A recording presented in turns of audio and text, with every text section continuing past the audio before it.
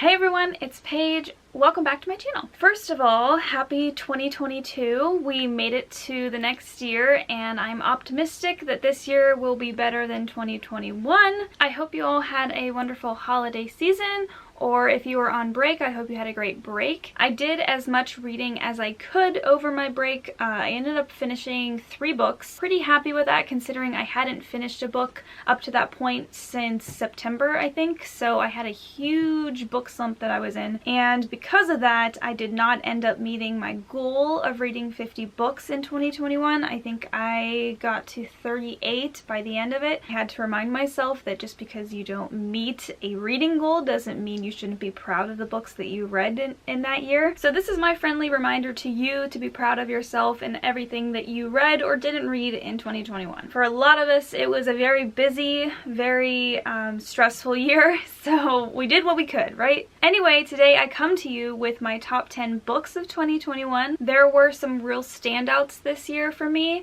and that is mostly attributed to Book Talk because I watched a lot of TikTok this year. Thank you to Book Talkers who really motivated me this year. You will probably see a lot of familiar books on this list as recommendations from Book Talk. As I go through this list, I would love to see your own list. It doesn't have to be a top 10, it could be your favorite book, your top 5, a few favorites. I know it can be a little bit of pressure to sort of narrow down your favorite books of an entire year, so any book or books that you really liked this year and you felt made the year better, I would love to see those. Maybe I can get to read them this year. So anyway, without further ado, let's get started. Okay, starting at number 10, we have The Silent Companions by Laura Purcell. This is an historical fiction gothic horror that is set in England during the mid-1800s. It follows a newly widowed woman named Elsie who goes to live on her late husband's estate as she is going through her pregnancy. When she arrives to this estate, she finds that it is in total disrepair, and the longer that she stays in this house, the more she starts to uncover about her husband's family's history.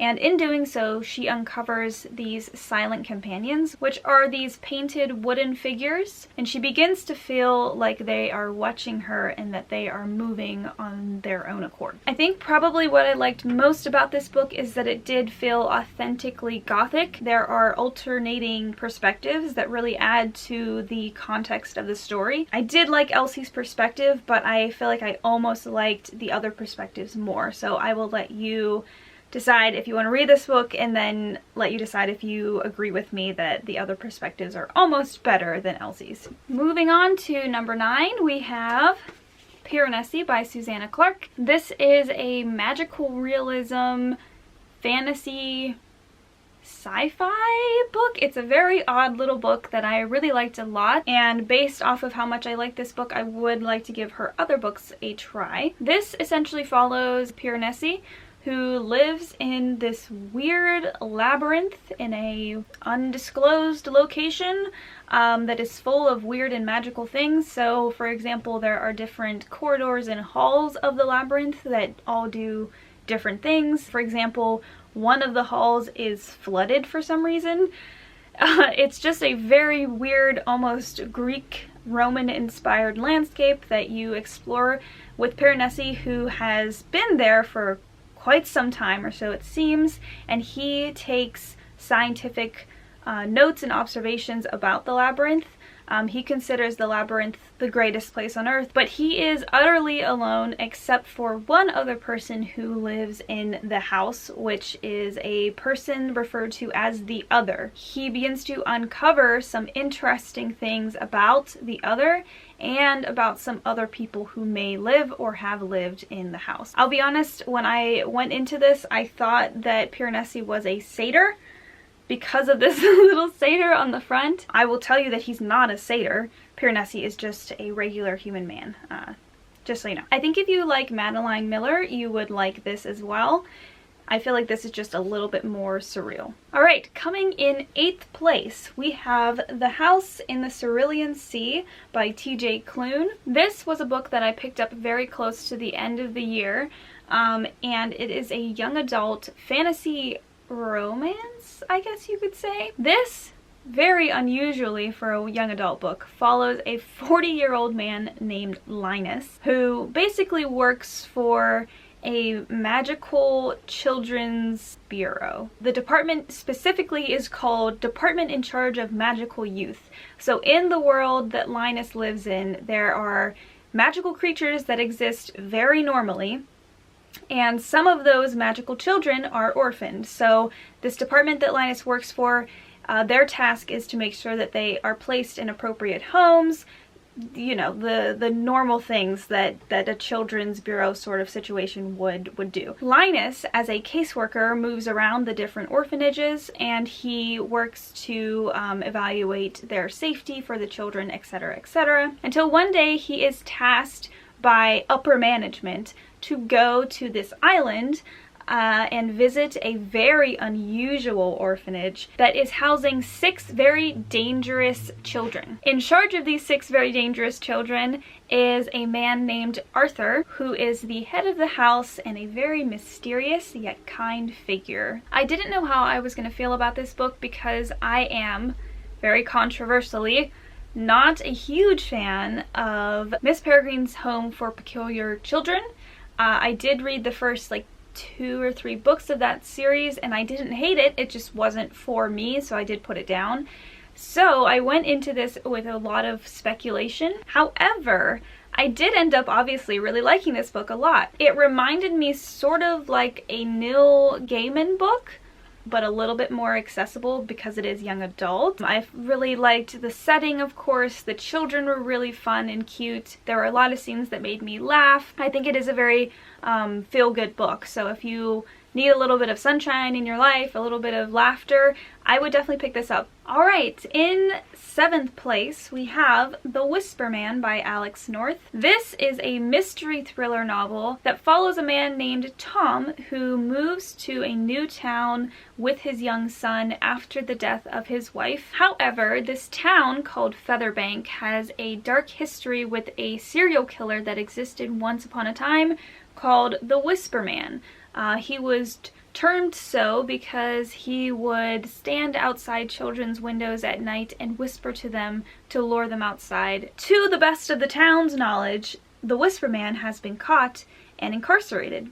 However, when Tom moves to the town with his son, a child goes missing under very suspicious circumstances that seem to match those of the Whisper Man. Then, not too long after that, Tom's son begins to hear whispers outside his window. I really liked this book. This was a very pleasant surprise to me. I really liked that there was a supernatural twist in this book. And just twists in general. I mean, there were twists every other page, it felt like. I was always learning something new. I love how all the perspectives are connected in ways that you wouldn't expect. And it just added up to be a really fantastically plotted out book. It was just very exciting and thrilling to read. I would highly recommend this if you like The Shining by Stephen King, or if you just like mystery novels with supernatural twists. I feel like this could be really appealing for a very large group of people, so highly recommend. In 6th place, we have a trilogy, and that is the Shadow of the Fox Trilogy by Julie Kagawa. This is a Japanese-inspired young adult fantasy. This series was very kindly sent to me by Rocket Reads. This follows a half kitsune girl named Yumiko who has been raised in a shrine with monks her whole life until one day tragedy comes to the shrine and she is very suddenly tasked with carrying this ancient scroll called the Scroll of 1,000 Prayers to safety. However, as she is leaving her shrine with the scroll, she runs into a samurai called Tatsumi. And funny enough, Tatsumi is also tasked with finding the scroll that she has and doing something else with it. So thus begins the deception of a lifetime. They team up in order to travel together, and the whole time Tatsumi does not know that Yumiko has the scroll that he is searching for. I really enjoyed this series, I think because it was a little bit nostalgic for me. It did remind me a lot of Inuyasha. It does play out like an anime that has that found family trope and also that trope of like team of ragtags somehow end up together through like very convenient connections or circumstances, which is common in anime. So that's why it felt familiar to me, especially in the setting of a Japanese world that isn't called Japan. I would recommend this if you like anime, if you like Asian inspired fantasies, or you just like good fantasy in general. Did get a few tears out of me, so I consider any book that can make me cry pretty good, honestly. Alright, so in 2021, I read a very popular book series on TikTok and in general. So it was going to make its way to this list. I decided to put it in 5th place because that's just where it belongs, I think. So this year I read From Blood and Ash by Jennifer L. Armentrout. The reason I'm only holding up The Crown of Gilded Bones is because I weirdly enough don't have physical versions of the first 2 books, but I did read all 3 books this year. This is a new adult fantasy romance. It falls in the same, I think, genre as Sarah J. Maas. This follows a girl named Poppy who lives in a kingdom where she is considered to be an icon called the Maiden. So she sort of grows up not allowed to communicate with people without a mask on, or go outside of the palace walls, or really do anything at all. She's sort of this beacon of like chastity, sort of, and she is fast approaching the moment where she will be ascended, which is this mysterious process that the Maiden and other candidates go through where they ascend into godhood, essentially. She is skeptical about this process. She doesn't know if she wants to be ascended. She doesn't know if she wants to be the Maiden. So she rebels in small ways. And as she's questioning things about the course of her life, she is introduced to a new personal guard that is assigned to her named Hawk. And Hawk introduces her to a whole new perspective on life. Or at least solidifies a whole new perspective. The romance really good, the character's really good, the setting is pretty cool, the plot, confusing. I would recommend this series if you like Sarah J. Maas and if you like a good fantasy romance. The romance in this series did remind me a little bit of Feyre and Rhysand's romance in ACOTAR. It's just that this series I think is a little bit more adult than the first 3 books of ACOTAR. Okay, in 4th place I have a strange contender that really snuck up on me that I just adored. I don't have a physical copy of it because I read it on my phone, but this is The Love Hypothesis by Ali Hazelwood. This is a contemporary romance that follows a girl named Olive. Olive very, very briefly dated, and I mean like went on a date or 2 with a guy that she ended up not really liking that much. But her best friend in the entire world really likes this guy.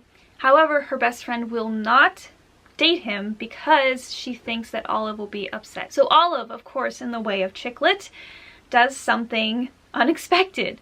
And in order to convince her best friend that she is in a happy relationship and she's totally over this guy, which she is, she ends up kissing randomly. I don't want to call him her professor because it's not actually her professor. She's in a PhD program, and one of the professors at the college, which is almost sort of like her colleague, she ends up kissing him in front of her best friend randomly. He was the first man that she saw.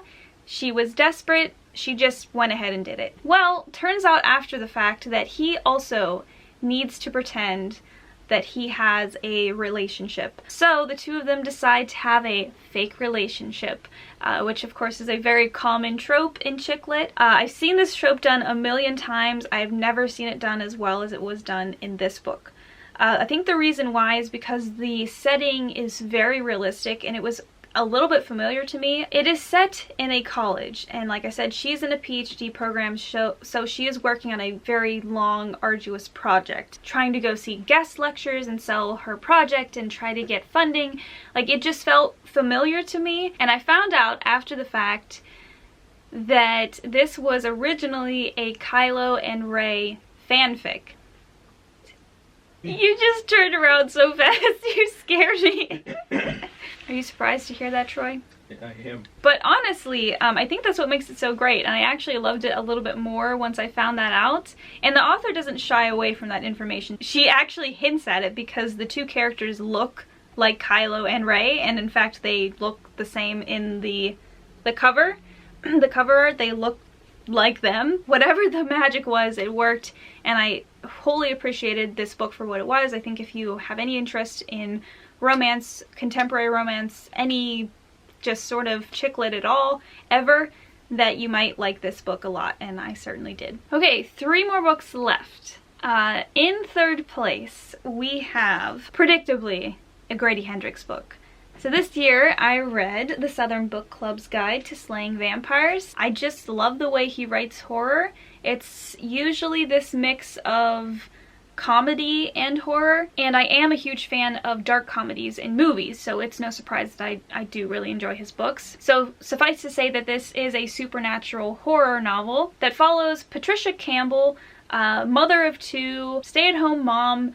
She loves to read, and so she ends up in a book club full of other women in Charleston where she lives, and instead of reading books that they are supposed to be reading, meaning the books that their husbands and community expect them to read, the Charleston Book Club reads horror, mystery, supernatural books every month. So they read about the Manson family, they read about true crime, they read all kinds of dark things. So when James Harris shows up in town and Patricia begins to suspect him of some weird occurrences and missing children that are happening around town, it is the job of the Southern Book Club to figure out how to rid themselves of his presence. I've said this before, but what I liked the most about this book is that it puts a spin on the stereotypical concept we have of stay-at-home moms. It takes that sort of concept that they are helpless creatures, that they don't do anything, or that they just clean, or they just take care of the house. It turns that on its head, and it not only makes the reader recognize what all stay-at-home moms do and everything that they're responsible for just in actual everyday life, but also what they're capable of doing for the sake of their children, for their community, for their friends and family. I feel like this book club could do anything. I would trust this book club with my life, for sure. In second place, one of the very last books that I finished in 2021 that I knew I was going to love, and of course I did, was Empire of the Vampire by J. Kristoff. This was one of my anticipated releases for 2021. So I always knew that I was going to want to pick this up as soon as it came out. I knew that I love J. Kristoff. I love everything he puts out. There was no better combination than J. Kristoff and vampires for me. It is sort of the opposite of Nevernight in that there is practically no distinction between day and night anymore. The only distinction is that day is a little bit brighter. It's a little grayer, I guess. And because of this change in the world, vampires, which had already existed, grow so much stronger to the point that they begin to wipe out humanity. Previously, their weakness had been that they weren't able to travel during the day, they weren't able to do anything during the day, which really kept them cloistered and secluded, and, you know, their power was limited. Not so much anymore. So our protagonist, Gabriel, is a Silver Saint of the Order of Silver Saint, which are basically vampire hunters or monster hunters. However, Gabriel is the last Silver Saint in the world, and this book is him telling his story to a historian, to a vampire historian, after he has been imprisoned for killing the Forever King, which is a very powerful vampire lord. For that reason, this book reminded me a lot of The Name of the Wind, because Gabriel is telling his entire life story as a much older man. What marks this as very different from the way The Name of the Wind is told is that Gabriel's story is not told in chronological order, and he is very adamant about that. He does not want it to be told in chronological order, so it skips back and forth between him being trained as a Silver Saint to him being a little bit older. And I think that's really telling of how masterful a storyteller J. Kristoff is, that he somehow is able to get rid of a lot of the mystery of Gabriel's life. I mean, once you skip between all of these phases of his life, then you already kind of know several things about what happened in between. You can kind of guess, but he still leaves suspense there and mystery. There were always things that surprised me. Gabriel as a character gives very big Joel vibes from The Last of Us. He is tasked with a quest very similar to Joel's, so the conclusion of this story felt very familiar. The setting also was very reminiscent of like Bloodborne, the video game. Like, I would say go into this knowing that you are basically reading an entire series in a single book, so be prepared for that commitment. But obviously it was an incredible experience for me. I loved every second, and I am very excited to see how the series progresses from here. Alright, so we are finally at first place. Troy, can I get a drum roll?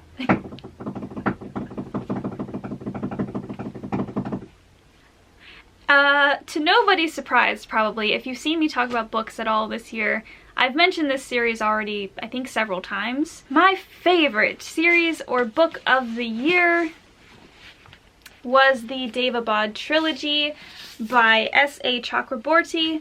That begins with the City of Brass. It goes on to the Kingdom of Copper and concludes with the Empire of Gold. Again, this was another series that Rocket Reed sent me in the mail. Boy, oh boy. Again, she must just know me really well. This hit me hard. Loved this series to absolute death. It is probably one of my new favorite fantasy series of all time. This is a Middle Eastern inspired fantasy series. I can't hold up all of these the whole time, so I'll settle with this one. There are several perspectives throughout these books, but the two main ones that you see off the bat are Nahri and Ali. This begins by following Nahri, who is living in the streets of Cairo in the 18th century. She is living as a con woman. She is doing petty thievery and scams and just doing whatever she can to get by until she accidentally summons a jinn warrior named Dara. Together they are forced to flee Cairo, and they make their way to an ancient hidden city of jinn called Daevabad. Simultaneously, the other perspective we get, Ali, is one of the princes of Daevabad. He is not the heir to the throne, but he is set to control Daevabad's military. So he trains from a very young age to be a warrior, and he is also a very studious character. So I loved both Nahri and Ali's characters because they are so distinct and so different, and yet they also have a fundamental goodness to them. They are both very clearly destined for heroism, I guess. That's about as far as I can get with a synopsis of this book and this whole series, because the plot it's very convoluted. There's a lot going on. There is a lot of strife between the different kinds of jinn.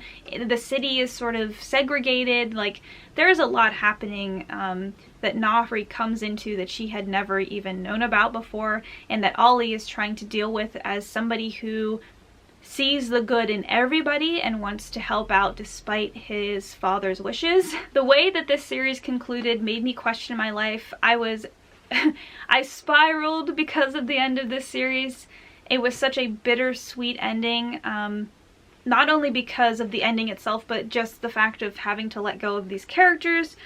And these are not small books, so you spend a good amount of time with these characters, and they are so frustrating sometimes, but they are so realistic, and they come to life on the page. And the setting itself is just so enticing. The city of Daevabad is so fleshed out. I'm not sure if there's another series I could compare this to, because I feel like this stands on its own. But I think if you like Ember in the Ashes by Sabaa Tahir, you might like this series as well. This is a definitely more mature series because this is adult fantasy, but I think this series is well worth it. So obviously it comes highly recommended from me, and I would be interested in reading more Middle Eastern fantasy in the future. So if you have any recommendations that you think I might like based off of that, then I would love to hear them. But as it stands right now, this video has already been super long because I just went through 10 whole books. I'm going to wrap up my video here, and I'm going to wish you a wonderful week. If you liked this video, please like, comment, and subscribe. And if you haven't already, please follow me on Instagram, Twitter, and Goodreads. You can also join my Discord channel called Paiging Through Club, where we do a monthly read of a book, and we also chat, you know, about books and life in general. Thank you so much for watching, and I will see you back here again very, very soon. Bye!